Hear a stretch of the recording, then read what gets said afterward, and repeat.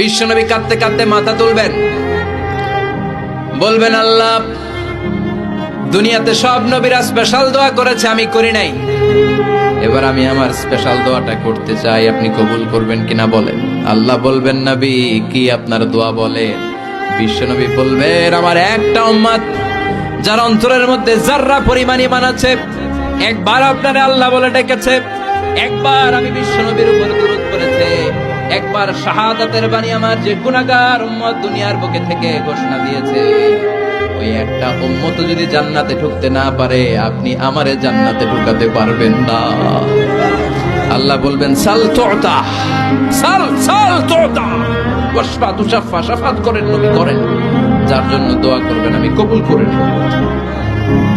দুনিয়াতে বিশ্বনবী কম কষ্ট সহ্য করে নাই। 3 বছর শিয়াবে আবি তালেবে জেল খেটেছে। কয় বছর? দুর্ভিক্ষের বছরগুলোতে বিশ্বনবীর পেটে দানা পানি ছিল না। কলিজার টুকরা হাসান হুসাইন কই মাছের মতো ছটফট করেছে, জামিনে ক্ষুধার জ্বালায় বেহুশ হয়েছিল।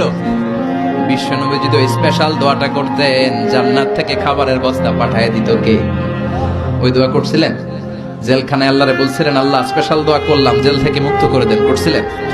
যুদ্ধের ময়দানে নিজের দাঁত ভেঙেছে, উহুদের ময়দান সাক্ষী, বিশ্বনবীর মুবারক রক্তে উহুদের ময়দান রঞ্জিত হয়েছে। সেদিনও বিশ্বনবী ওই দোয়াটা করে নাই। চিল্লায় বলেন ঠিক কিনা? তায়েফের ময়দানে বিশ্বনবী কয়েকটা জায়গায়, 3 জায়গায় বেহুশ হলেন। বিশ্বনবীর মুবারক দেহ বেয়ে রক্ত ঝরলো। ওই কঠিন বিপদের দিনও বিশ্বনবী এই দোয়াটা করেছেন নাকি? কথা বলেন।